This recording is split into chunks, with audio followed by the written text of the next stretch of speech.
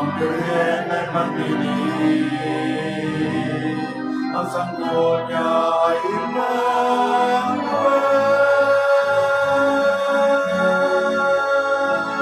Usayan natin magandang pagdating ng manunubos, tagapagligtas natin.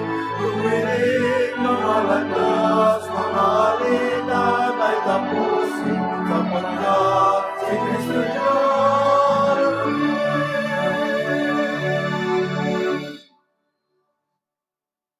We gather in the name of the Father, and of the Son, and of the Holy Spirit. Amen. The Lord be with you. And with your spirit. Brothers and sisters, let us acknowledge our sins and so prepare ourselves to celebrate the sacred mysteries.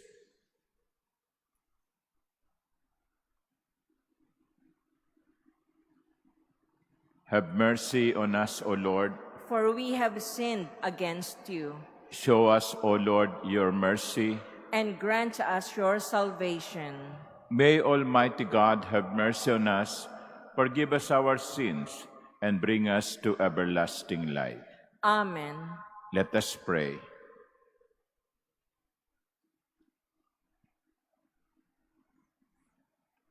O God, who through the childbearing of the Holy Virgin graciously revealed the radiance of your glory to the world, grant, we pray, that we may venerate with integrity of faith the mystery of so wondrous an incarnation, and always celebrate it with due reverence. Through our Lord Jesus Christ, your Son, who lives and reigns with you in the unity of the Holy Spirit, God, forever and ever. Amen. Please be seated.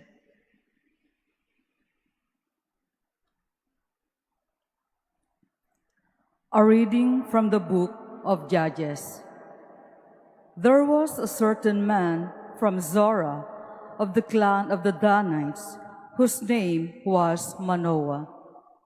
His wife was barren and had borne no children.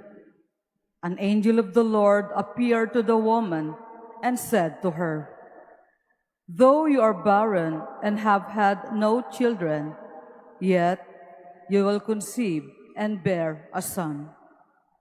Now then, be careful to take no wine or strong drink, and to eat nothing unclean. As for the son you will conceive and bear, no razor shall touch his head, for this boy is to be consecrated to God from the womb. It is he who will begin the deliverance of Israel from the power of the Philistines." The woman went and told her husband, "A man of God came to me. He had the appearance of an angel of God, terrified indeed. I did not ask him where he came from, nor did he tell me his name. But he said to me, 'You will be with child and will bear a son. So take neither wine nor strong drink, and eat nothing unclean.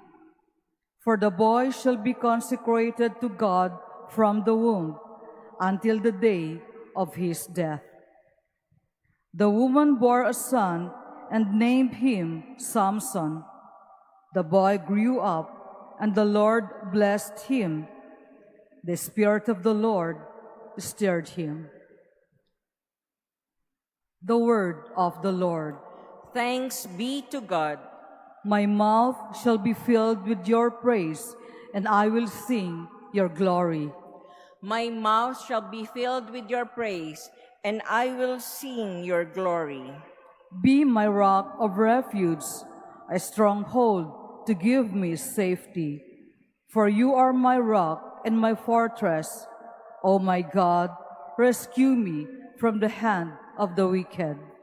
My mouth shall be filled with your praise, and I will sing your glory.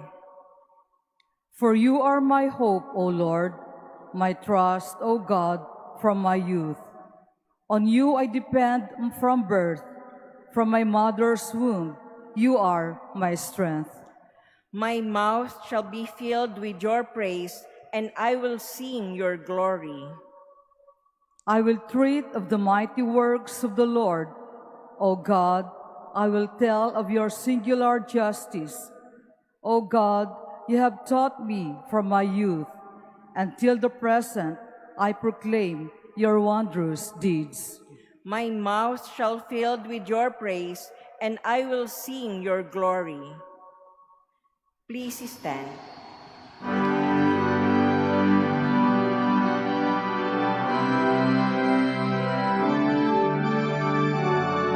Hallelujah, hallelujah, hallelujah. Hallelujah, hallelujah, hallelujah, hallelujah. O root of Jesus' stem, sign of God's love for all his people, come to save us without delay.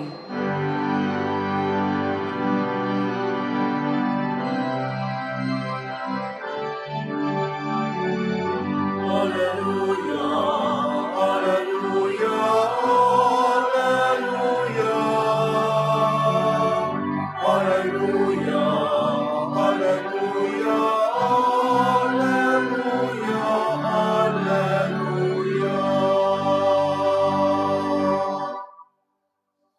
The Lord be with you. And with your spirit, A reading from the Holy Gospel according to Luke. glory to you, O Lord. In the days of Herod, king of Judea, there was a priest named Zechariah of the priestly division of Abijah. His wife was from the daughters of Aaron, and her name was Elizabeth. Both were righteous in the eyes of God, observing all the commandments and ordinances of the Lord blamelessly. But they had no child, because Elizabeth was barren, and both were advanced in years. Once, when he was serving as priest in his division's turn before God, according to the practice of the priestly service, he was chosen by Lot to enter the sanctuary of the Lord to burn incense. Then, when the whole assembly of the people was praying outside at the hour of the incense offering, the angel of the Lord appeared to him, standing at the right of the altar of incense. Zechariah was troubled by what he saw, and fear came upon him. But the angel said to him, "Do not be afraid, Zechariah, because your prayer has been heard. Your wife Elizabeth will bear you a son, and you shall name him John.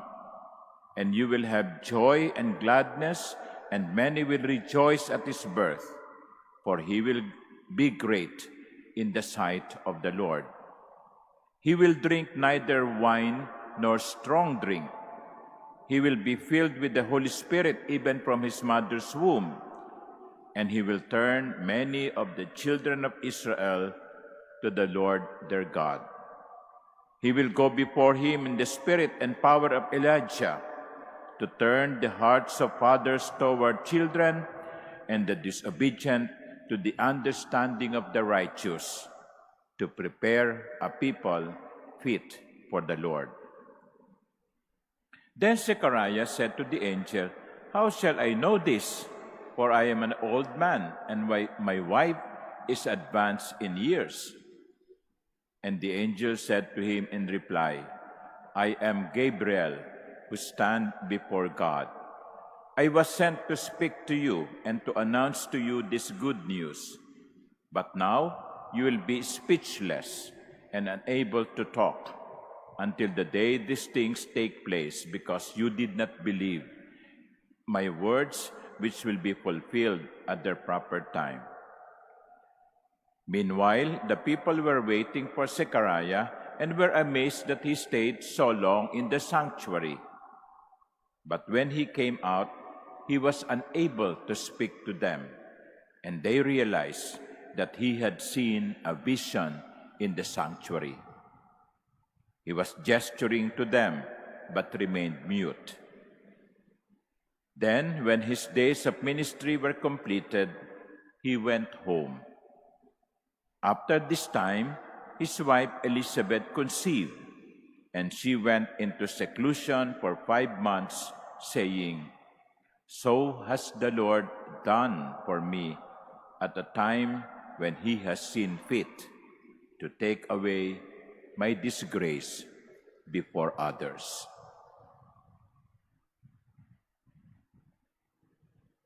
The Gospel of the Lord. Praise to you, Lord Jesus Christ. Please be seated. My dear brothers and sisters, one of God's characteristics is that He is unpredictable. You do not know what's going to do next. And He is unconventional. Unpredictable, unconventional. For example, if you read the Old Testament, you would see that many times He prefers the younger son to the older son. For example, Abel and Cain. David, another example, who was the youngest among his brothers. Jacob and Esau. So even the Lord, in his story of the prodigal son, the younger son was more favored than the elder one. Mas parang pinapaboran ng Panginoon yung mga nakababata at hindi mo aasahang pipiliin ng Diyos. And now, in the first reading and in the Gospel, the story of sterile women na iisipin mo talagang hopeless na, matanda na, baog pa, pero magkakaanak. Kaya hindi mo nga masasabi, ganito ang pagkilos na gagawin ng Diyos. We cannot predict God's ways. God is unpredictable. And the question is, why?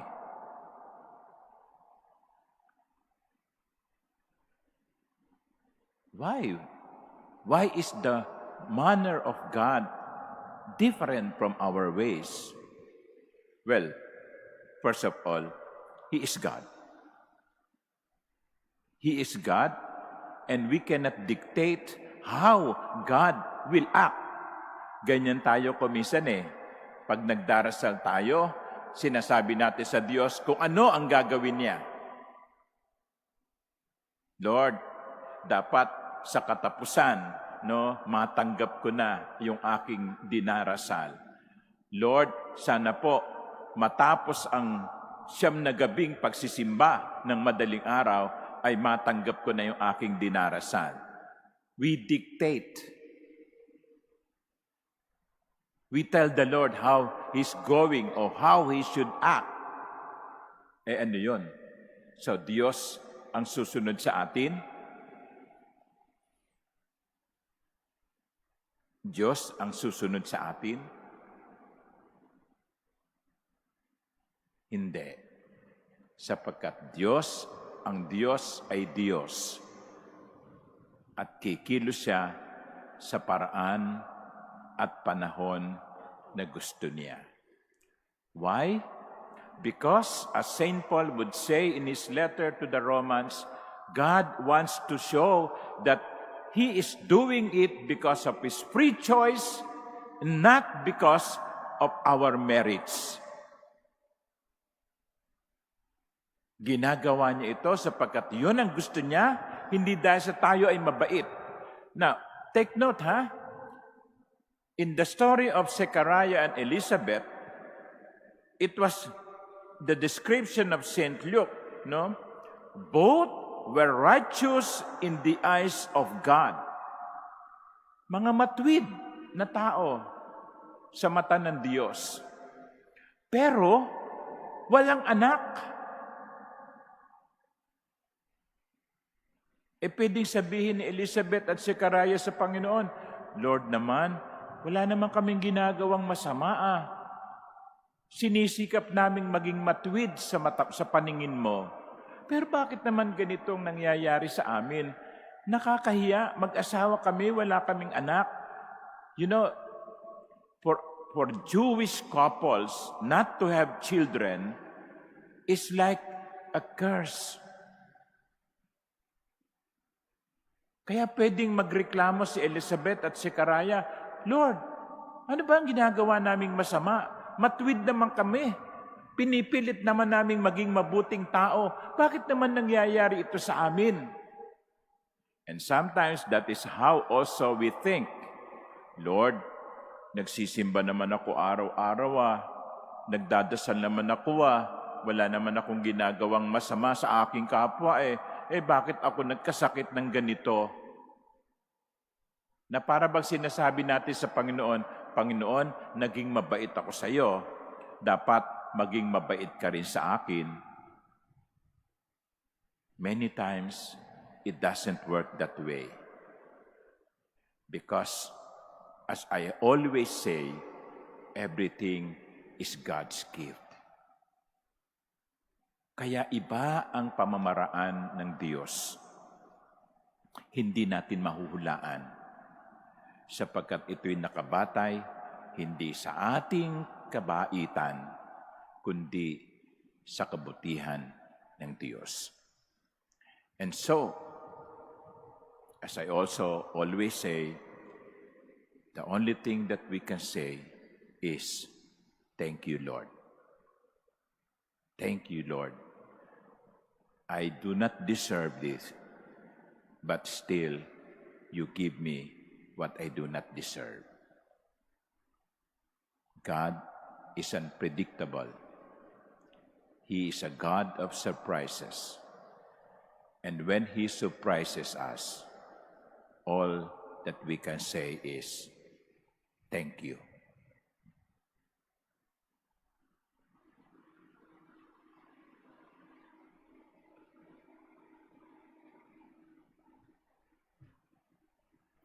Please stand.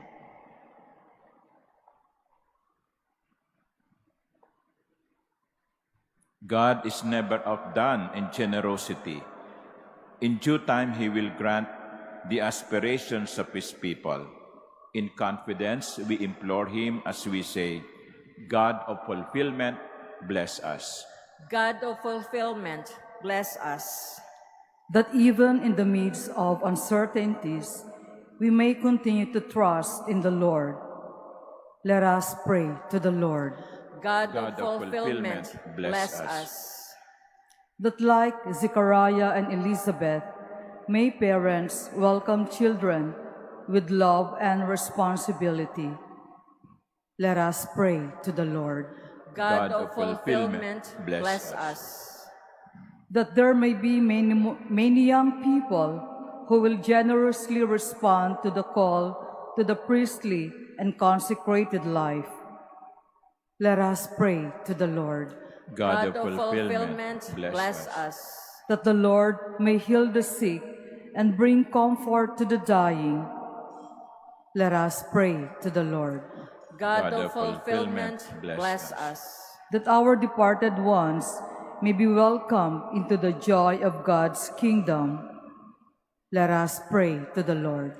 God of fulfillment, bless us. In silence, let us pray for our own particular intentions.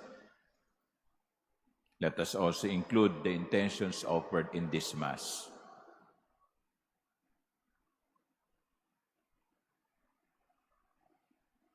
Lord, fill us with your Spirit that we may welcome our Savior with joy and gladness. We ask this through Christ our Lord.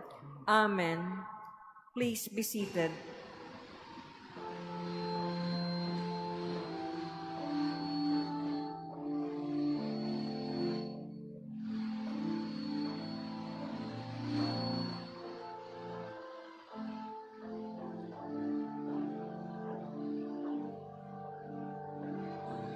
Blessed are you, Lord God of all creation. Through goodness we have this bread to offer, which earth has given and human hands have made.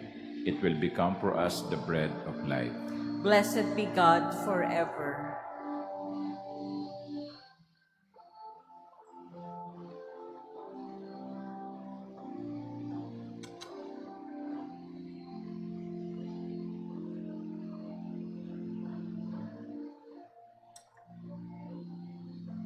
Blessed are you, Lord God of all creation. Through goodness we have this wine to offer, fruit of the vine and work of human hands. It will become our spiritual drink. Blessed be God forever.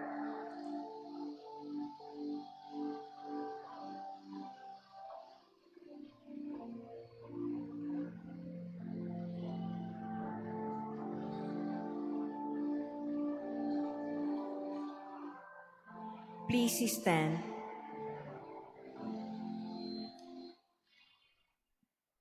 Pray, my dear sisters and brothers, that my sacrifice and yours may be acceptable to God, the Almighty Father. May the Lord accept the sacrifice at your hands for the praise and glory of his name, for our good and the good of all his holy church. Look with favor, we pray, O Lord, on the offerings we lay upon your altars, that what we bring, despite our weakness, may be sanctified by your power, through Christ our Lord. Amen. The Lord be with you. And with your spirit, Lift up your hearts. we lift them up to the Lord. Let us give thanks to the Lord our God. It is right and just. It is truly right and just, our duty and our salvation, always and everywhere to give you thanks, Lord, Holy Father, Almighty and eternal God, through Christ our Lord. For all the oracles of the prophets foretold him, the Virgin Mother longed for him with love beyond all telling.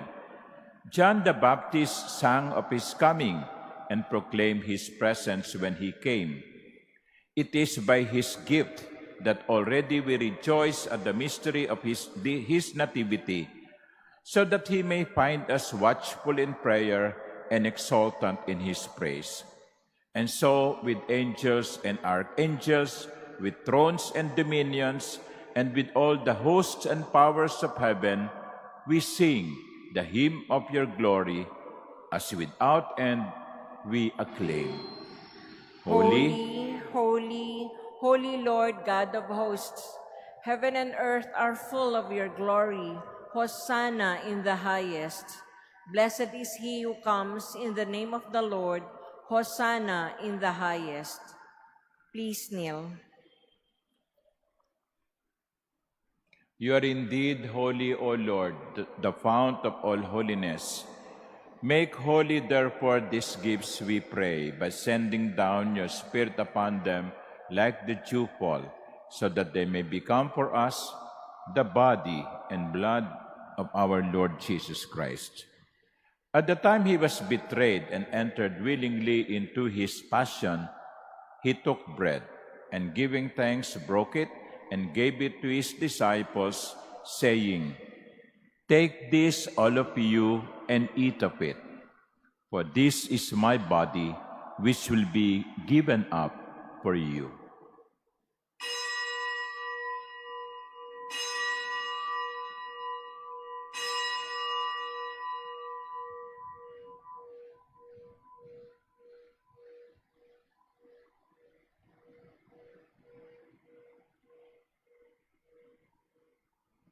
In a similar way, when supper was ended, he took the chalice, and once more giving thanks, he gave it to his disciples, saying, "Take this, all of you, and drink from it. For this is the chalice of my blood, the blood of the new and eternal covenant, which will be poured out for you and for many for the forgiveness of sins. Do this in memory of me."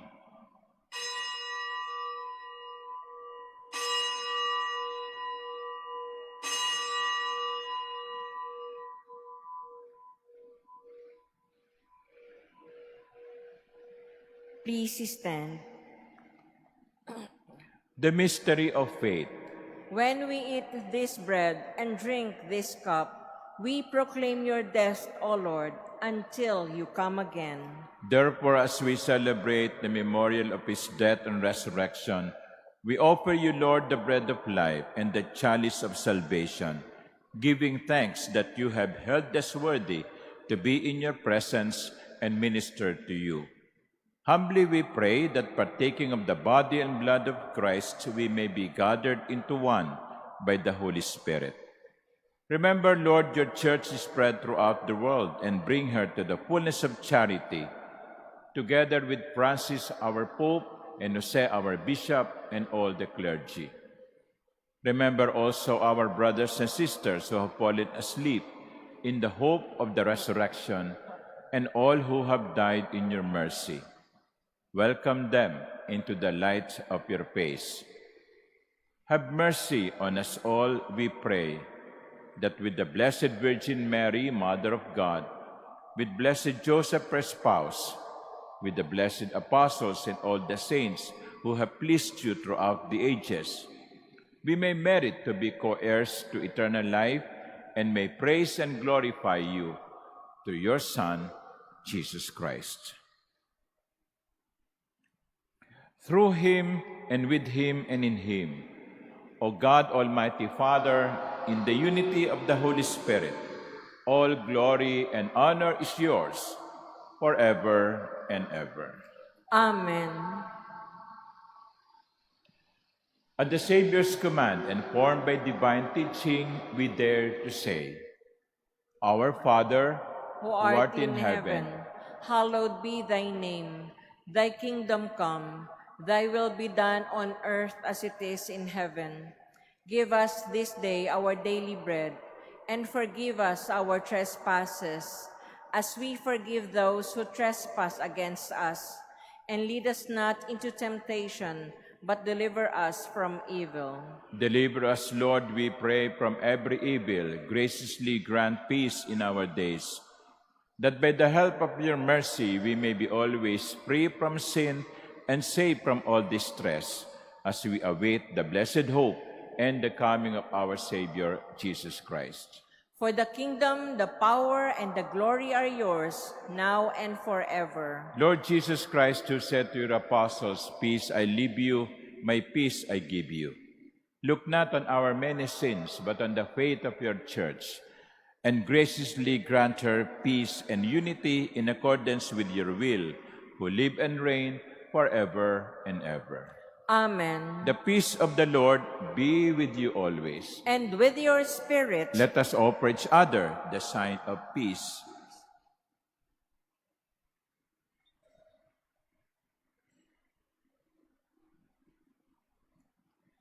Lamb of God, you take away the sins of the world, have mercy on us.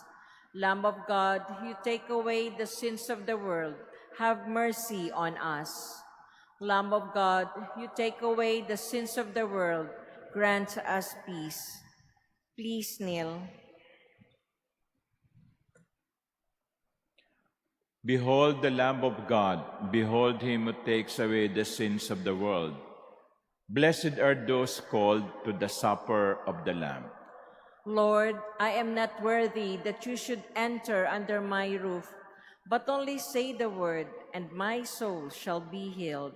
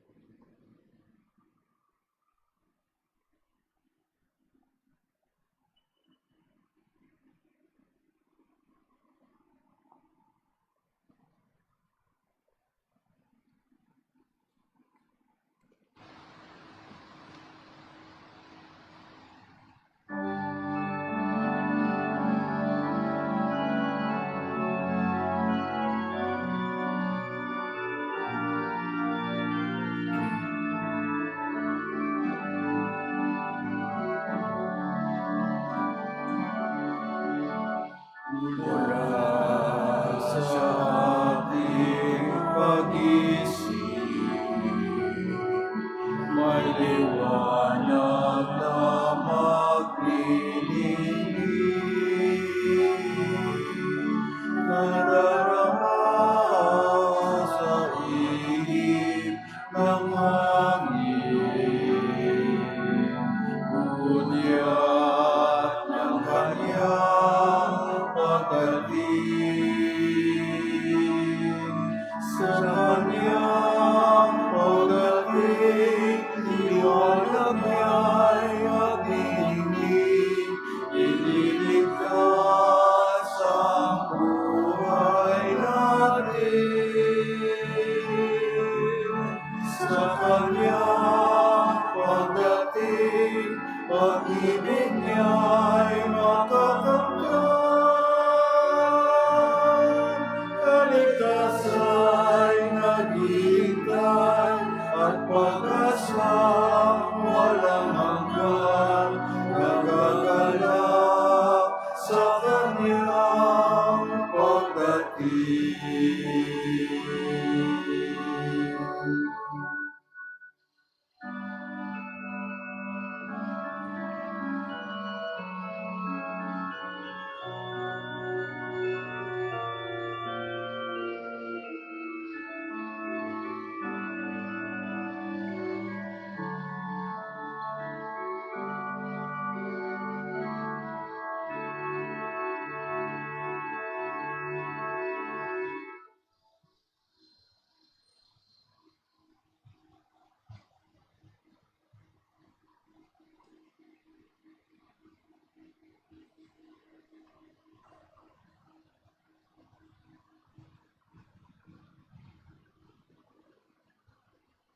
Please stand.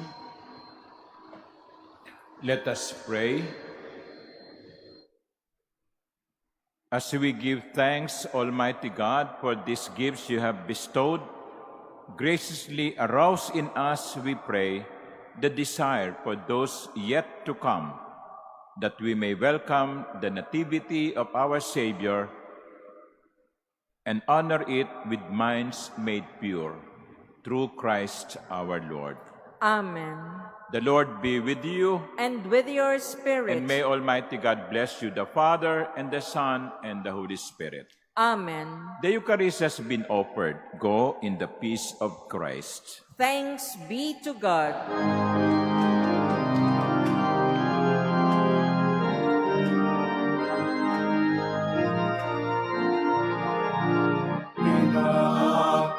Pinagpalagin ka, ibinagin walang sala.